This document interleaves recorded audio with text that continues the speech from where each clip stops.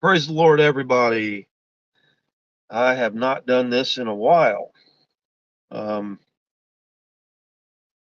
I've done a lot of the lives and Bible studies and the sermons and stuff like that from church, but it's been a very long time since I've actually been in the car and did a live video like I used to do when the ministry started first came out. So it's kind of exciting. I missed it a little bit. Missed the interaction and the people, me being able to actually see people and seeing comments and stuff like that. So it's pretty cool. But we'll just jump right in, and I'll get to the topic of the video. And as you can see from the title, it is coaching children. That is the topic that I'm going to be talking about here. And there's a certain reason why I'm going to be talking about that. And you may notice that from my other live videos that was maybe a year ago or whatever, that I quite the beard gains going on. And I found it highly interesting that I wore this shirt today, which says tastefully offensive, because what I'm going to say here in a minute is going to offend some people. It will, and I don't care. Now, that's the point I want to make here. Um, I've said it. I've said it over and over. I say it in my Bible studies. I say it in my sermons. I don't care what people think about me. I do not. I'm not here to impress anybody. I'm not here to impress any person. And people hate me just because of me being a pastor, and they hate me because I preach the Bible. I preach the whole Bible, and they don't like that. They don't like me for that, and I don't care. I'm fine with that. My issue is, hence the title of the video, is when you take that hatred or um, any of yeah, let's call it what it is, that hatred towards me. When you take that hatred towards me and you coach children into hating me also because of your different belief system or your views or anything, your thoughts on how you feel about me, when you teach and coach children to hate me because of that too, that's when I have a problem. I have a problem with that. Now, everybody knows I'm a pastor. Everybody knows I preach. They know I preach the Bible.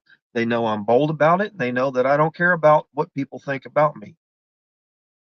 So the example that I'm going to use is because I just watched over, listened to it again, but this past Sunday at church, okay, right now we have Sam's son, Declan. Right now, he's staying with us. He's on summer break, and he's been with us for quite some time, and he's going to continue to be with us for quite some time.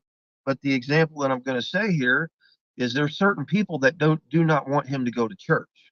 Okay, and I'm going to try and say this boldly, but in a loving way, because you're going to get offended regardless. But these certain people do not want him to go to church. Okay, and they say things, and I've heard it with my own ears on speakerphone. I've heard them say, well, he doesn't want to go to church. He doesn't want to sit through that. Okay, that very well may be the case, but that's because he's coached that. All right, and I can tell you that because back when the kids were with us, we went to church Wednesdays and Sundays, and they loved it. All right, they loved it. Now, since when children, they go and live with other people, they're influenced by them people, they're influenced by their beliefs and all that, and that's where the coaching comes in.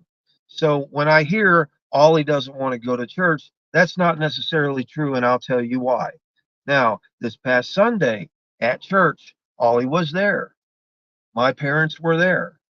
Mom sat next to him, and you can go and look. It's on the live video if you think I'm lying right now. You can go look on the live video. I've taken screenshots, and basically, through a whole worship service, little Ollie had his hands up, and he was crying in tears because the Holy Ghost was falling on him. It was. And guess what? Here's another little kicker for you. Okay. Now, this is not, I'm not saying this is a bad thing, but um, previous to Sunday, he's a big Taylor Swift fan. Okay, that's fine. He's been singing. I mean, it's his favorite artist at the moment. He's been singing her songs. and doing a good job with it. I mean, he can remember the lyrics and all that. And he does a very good job at singing that. Now, what he doesn't know, because he is a child and he's not taught, is Taylor Swift is demonic. I mean, she is. I'll call it what it is. You go research it, go look it up. You can look it up for yourself. You don't believe me? Go Google it. She is demonic. She's into witchcraft, and that is not going to be played at our house. Now, I say that because it's not his fault. He didn't know that. He didn't know that, and I don't expect him to. I don't expect him to know that. But we do, as ministers and pastors, we know that stuff because we deal with it. We deal with it at church. We deal with the demonic. We cast them out of people. And listening to uh, somebody like Taylor Swift that has them lyrics, that has them demonic lyrics, knows that that's not something you want to listen to because that's an open door. But that's besides the point. My point is, he was singing them songs, and all this week, I realize it's only Tuesday, but all this week, since service on Sunday, he's been singing nothing but gospel songs. So, boom. Okay. I mean, you tell me some child that does not want to go to church, tell me why he's been spending all week singing gospel songs. And I know that they're watching right now. And Ollie, I'm very, very proud of you. I want you to know that. And I want you to know that I'm sorry that some people say certain things about me and your mom, for that matter. But as you can see also from the title of the video, we're talking about Proverbs chapter 22, verse 6. And that says, train up a child in the way he should go. All right. And when he is old, he will not depart from it. You see the hashtag, it says seed. What we do is with these children, we plant seeds into them. All right. Now, these children, they may grow up, they go through their teenage years, they get involved in the world, they may backslide. And, but it says here, as you can see, he will not depart from it. So that seed has been planted in that child. When that child gets older, he will come back to God. He or she will come back to God and live a godly way like they're supposed to. And I can get on a big old rant about this, and I had a lot of things I was going to say, but I mean, coaching children, not only with church and things like that, but I got to say that it's a shame, and it really is because I've dealt with it, I have experience with it. Again, it goes back to the people don't like me, they don't respect me, they don't, and a lot of times that's demonic too, but I won't get into that. But they don't like it that I preach, and they don't like that I'm against gay pride and all that. And that's in the Bible. I'm with the Bible. I'm not with the world. I'm not with you. I'm not with them. I'm not with Joe Blow over here. All right, let's get that straight. I'm not trying to impress anybody but God. That's the only person I got to impress. That's why I preach this Bible, and I preach the whole Bible.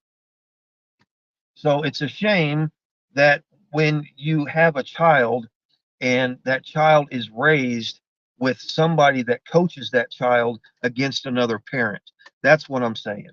Okay. It happens with both men and women. I'm not going to mention names, but it's happened in my life. These children, they get raised with a parent that talks bad and talks down about the other parent. And then that child grows up hating that parent. That is a shame. That really is. It's a shame. And it goes along the same lines. You can coach a child into hating church, into hating religion, into hating Jesus. You can coach them into that. You can coach children into hating their other parent. And I hate that. I do. I do. But I'm going to make something clear here so I don't forget is I cannot, me or Sam, we cannot dictate or control what happens at other people's houses. We can't do that. But when a child or children are at our home, they will be raised in the church. Point blank, period, end of discussion. There is no debate about it. That's what's going to happen. You will not um, schedule your visits with the child so they can be pulled out of church. I have no problem with you scheduling a visit. Neither does Sam, and she will back me up and she will admit this. But if you want to visit with the children, then you after church, after church. You're not pulling them out of church. When they're with us, they're going to be in church. Period. That's it. End of discussion. I am raising up a child as they should be raised. Okay. I'm sorry that you don't feel that way. I'm sorry that you hate church. You hate me. I'm sorry that you do that. But, I don't care. I don't care. I'm doing what I'm called to do, and I'm called to plant these seeds in the children. I'm called to preach the gospel, and your thoughts and your views on me is not going to change that. So I understand a lot of times. Diet Mountain Dew. I understand a lot of times my boldness can be confused for maybe aggressiveness, or I've gotten the whole, oh, I'm high and mighty speech. No, I'm not. I am not. I'm far from high and mighty. I'm a sinner just like everybody else. But the only thing is, I read the Bible, I preach the Bible, and I practice the things that I preach. That's the reason why I preach them, because I'm preaching to myself too. I've said that in my sermons. You can hear it. Go back and look. I say it to myself all the time. I ain't perfect. I'm far from it. But I'm doing what I can to raise these children in a godly way, in a godly way. And you may say, well, I don't agree with that. You don't agree with me teaching a child to love your neighbor? You don't agree with me teaching a child to give to the poor, give to the needy, be nice, have a uh, nice words, not evil speaking, no gossip, none of that. You have a problem with me teaching a child that? I mean, if you do, I'm sorry for you, but I ain't changing it. I ain't changing it. And I really hated the fact that kids are coached so easily nowadays, and it's worse. It's way worse now. It is. But the point that I'm going to make here, and just to recap, and I'll read it again, Proverbs chapter 22, verse 6. Train up a child in the way he should go. Okay. And when he is old, he will not depart from it. And that's exactly my case. I grew up in the church. I was raised in the church. We went to church every Sunday, sometimes twice, my whole life. And there was a point in time where I did backslide, and I was a very bad child. Maybe not child, but definitely teenager. And I backslid big time. And it took me up until, you know, 2, 3 years ago before I fully got back to where I was supposed to be. You know why? Because that seed was planted. That seed was planted by my parents, by my grandparents, by their pastors, and their coverings and everything like that. And I thank God for that. See, that seed was planted. That seed was planted. And when you go and you want to put your hate on me because I preach the Bible, hey, you don't know me. You don't know our lives right now. You don't know that I'm coming up on 2 years sober without a drink of alcohol, a single drop. You don't know that I'm over a year and whatever from smoking cigarettes. I mean, you don't know any of that. I say it, but you may not believe it, and that's on you if you don't believe it. I don't care. I don't care what you think about me. All right. So I'm going to continue to raise up a child as they should be raised, and there ain't nothing you can say or do that's going to stop that. I will not. Like I said, I'm not here to impress anybody. In matter of fact, I want you to come to church.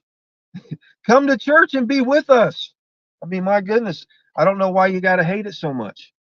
We can have a Bible study. You want to sit down and have a talk? You want to hash out, you want to debate me or whatever, then okay, let's do that. We can do that. You ain't got to hate somebody. You ain't got to hate somebody because they preach the Bible. You ain't. We are called not to hate anybody. We are called to love everybody, and we do. We are called to forgive, and we do. That's what we do. That's what this Bible teaches. That is what we teach the children, to forgive people, to not be nasty to people, to be loving to people, to be loving to everybody, to be loving to the homeless, to be loving to the drunk, to be loving to the high people. We are called to love everybody. And that's exactly what we do.